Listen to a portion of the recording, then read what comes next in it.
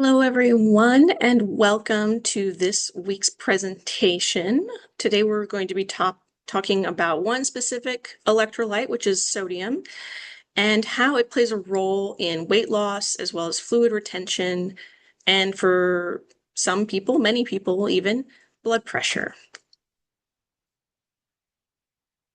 And even though we are talking about sodium in particular, which you may not think since sodium is calorie free, why are we talking about this weekly mantra? But I do think it's always important to reiterate that it is the quality of your calories that matters.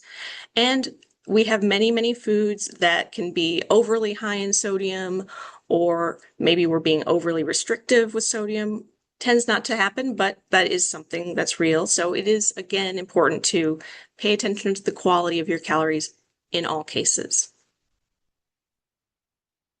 What we'll be covering today is how sodium affects the fluid balance, weight, and blood pressure in different ways, finding ways to identify high sodium foods, and if we're trying to reduce our sodium, how do we make the food taste better? I have a couple challenges for the week, and also will welcome any of your questions. Quickly to define sodium, and believe me, this is quite quick because I actually have a book that contains at least 3 chapters dedicated to sodium and what it does in the body. So this could be a novel, but we will keep it brief here. But sodium itself is involved in fluid balance, nerve signaling in your body, as well as muscle contractions. So it's very important. It is an electrolyte, and because it is very important, it is essential that we get in some sodium in our bodies. And sodium also in the average healthy person, this is different for anyone with kidney disease, of course, but it is tightly controlled because our body wants to have homeostasis. And I give some examples here where, of course, the kidneys are very heavily involved in that control, where it will excrete excess sodium in your urine, and it can also trigger the resorption of that sodium if you need to hold on to it. Our hypothalamus, which is in our brain, will have a thirst response, so that triggers us to drink more water. And there are plenty of hormones that are involved also in this regulation, and some of them are aldosterone, antidiuretic hormone, and ANP, which I just forgot part of the abbreviation for that acronym there, but that is also involved in there. Now, sodium, where do we find it and how much? Greater than 70% of the sodium we get comes from processed foods or prepared foods, as well as the food we get in restaurants. We can also find those in breads, if you're buying deli meat, eating canned soups, and most fast food, as well as pizza, is going to be a much, much higher in sodium. So the salt shaker actually only gives us about 10 to 15% of the sodium that we're getting in every day. Some people do tend to overuse the salt shaker, but for most of us, we're really not getting the majority of our sodium in that way. And then finally, and the least amount, is the naturally occurring sodium, because sodium does exist in plant and animal life.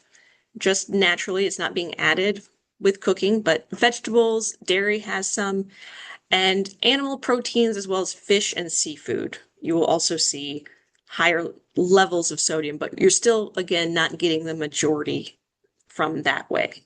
It's oftentimes in the preparation process. How much we need is sometimes debated among people, but the American Heart Association recommends less than 2,300 milligrams a day, but they really like to push for getting in less than 1,500 milligrams a day. That is a very lofty goal for many people, but that is what their recommendations lie in. And for matter of perspective, the average American consumes greater than 3,300 milligrams a day. And I've seen other estimates go as high as 4,000 milligrams, or also you can translate that into 4 grams. I also wanted to use this opportunity to maybe debunk a little bit of myths, because some people feel that sodium in salt can be widely different, or that if they choose something like a sea salt or a Himalayan salt, that they're choosing a healthier type of salt. But really, the difference is so minimal that there's not much that is healthier by choosing a sea salt or a pink salt. You can see here that the standard table salt that most of us are familiar with from the salt shaker, in 1 teaspoon, the content is about 2,300 milligrams. So that top level of recommendation from the American Heart Association in just 1 teaspoon. And while you can see it's a bit lower in things like kosher salt and sea salt, oftentimes this is also related to the granule size and not so much what is making up that salt, because the amount of minerals in sea salt, and especially Himalayan salt, are so minimal, they are not displacing the amount of sodium you would be getting. So you can see that there's really not much of a difference. The reason why the Himalayan salt is pink is because of an iron oxide inside of it, but again, we're getting a fairly large sodium content in any and all type of salt here. So use what you like, but just in moderate amounts. Now to move on to sodium and weight fluctuation. Sodium regulation in our bodies is very important, and so if we've had a high intake of sodium from whatever we've eaten, then that usually triggers thirst. And when we're doing that, we're drinking more water to help balance out that sodium level. And also that will be the eventual excretion in our urine. However, with this, I've circled this arrow in particular because the fluid intake to the eventual excretion, there is a time period here where you will have a temporary weight gain of 2 to 5 pounds, which is that water, we're holding onto it, and we've also just consumed it. And so that weight is not permanent. It is a temporary weight gain. And so the reason why I'm touching on this is to ease your mind, because when you are on a GLP-1 medication, you are eating fewer calories, you're eating fewer carbohydrates. And so partially you will see real weight loss, of course, but there's also a water weight loss that occurs, especially with the lower carbohydrate intake. So if you have a high sodium meal, you may notice that your scale is looking a bit not what you're wanting to see, and that can lead to discouragement over time. So I hope that this can at least help keep in mind that this weight change from sodium is temporary. Just make sure to stay hydrated, and you can also avoid dealing with that type of gain by focusing on lower sodium foods. Sodium is most commonly famous or infamous for blood pressure issues. Most people are saying, I'm going on a low salt diet because of my blood pressure. And this is definitely a factor we need to consider. Because excess sodium increases the blood volume, because remember, we are having to intake more water, and our heart is going to be working harder with this higher blood volume. With that harder work, we are going to see a higher blood pressure. And also about, when people have high blood pressure, about 60% of those people are more sensitive to salt, which means that they are going to notice that blood pressure change more drastically if they're not managing that sodium intake. And high blood pressure is a very big risk factor for other health problems, such as heart disease, stroke, and kidney disease. Thankfully, you are probably aware that GLP-1 medications have shown some blood pressure benefits. So you may be getting benefits from there. And then if you're also monitoring your dietary sodium intake, that can further enhance that benefit. There is the dietary component also to help control that, where if you're choosing lower sodium foods, but then also choosing higher potassium foods, that can further help with sodium balance because potassium helps with that movement of sodium. And you may be familiar with the DASH diet, which was meant for controlling hypertension. And I've given the example of what that type of diet looks like. And it's pretty familiar with this outline. We're focusing on whole grains, but fruits and vegetables are making the base of that pyramid. And all of these are aimed to be also low sodium. After all this, it's inescapable that we are going to be consuming sodium in our diet, and we do need some. That's an absolute fact. But how can we identify some of the highest sodium foods? I did list out here foods with higher levels of sodium in general, such as deli meats and processed meats. And as I mentioned, the restaurant and fast food meals, as well as soups, those are very, very common. You'll also notice higher sodium levels in frozen and convenience meals and bread and rolls. I also want to mention, though, that bread and rolls generally not the highest source, but it does contain sodium, and it is necessary to use those in baking because it helps with the leavening.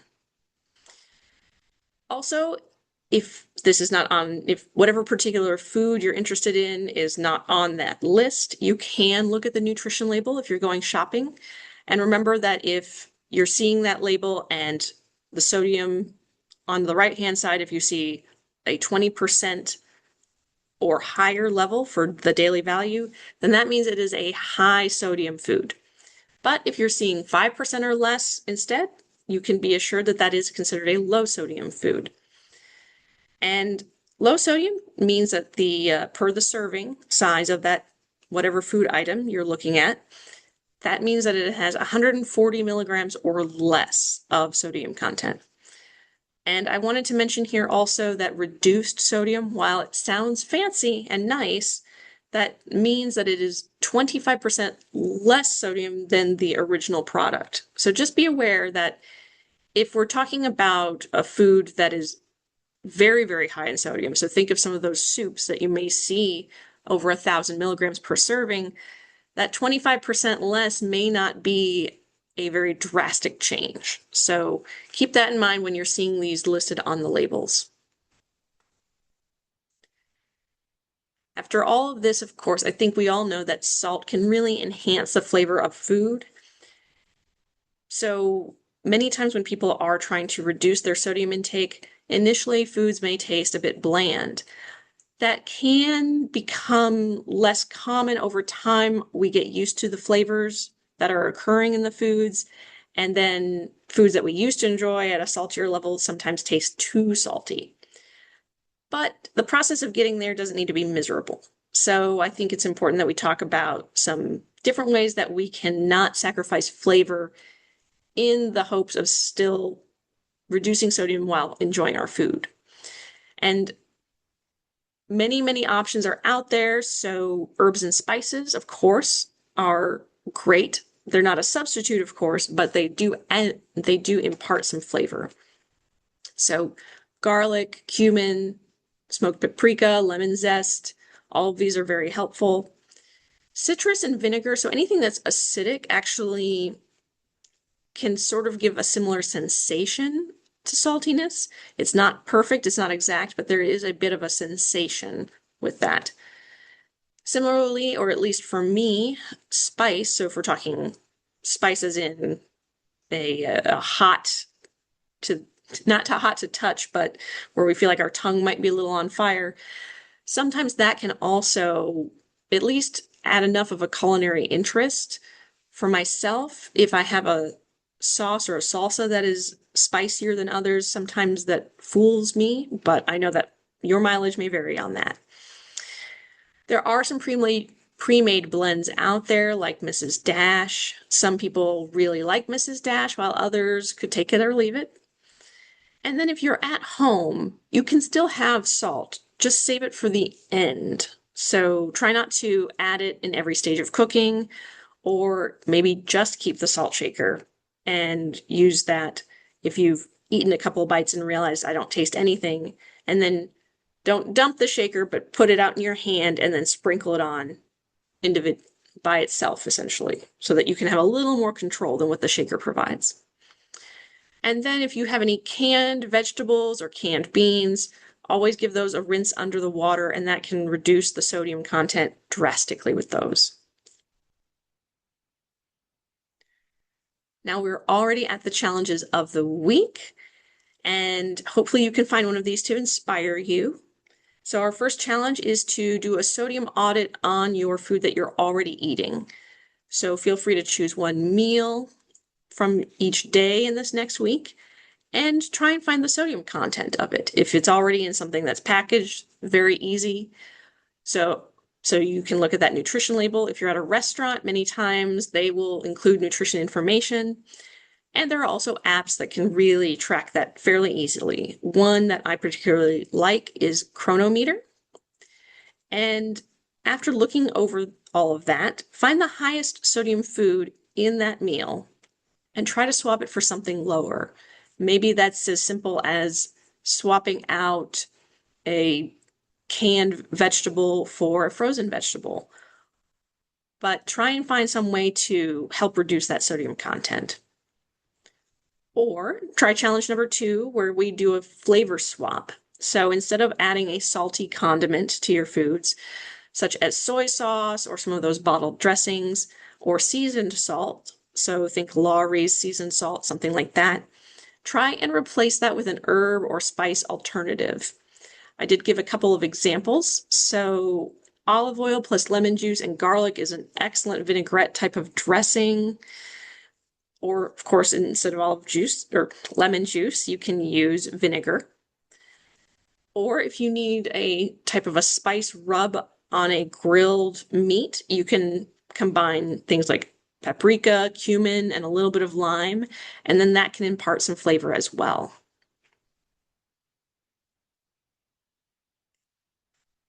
So to put all that together, remember that sodium is an essential part of our diet, but it's very easy to overdo that.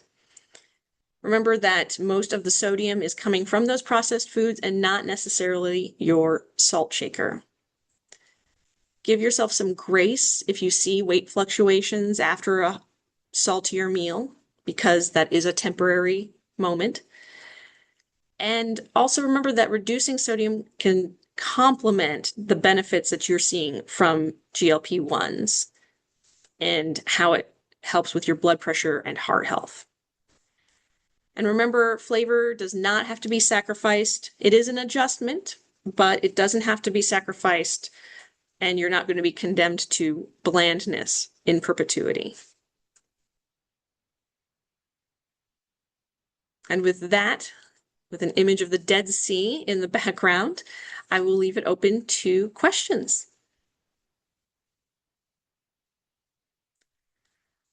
All right. Well, thank you so much. I hope you found some information here that will be helpful for you in your weight loss journeys. Please don't hesitate to reach out to the Premier Weight Loss staff or have them get in touch with me if there are any questions or any ways that I can help. I hope you have a wonderful rest of the day, and I hope to see you in the next one. Bye.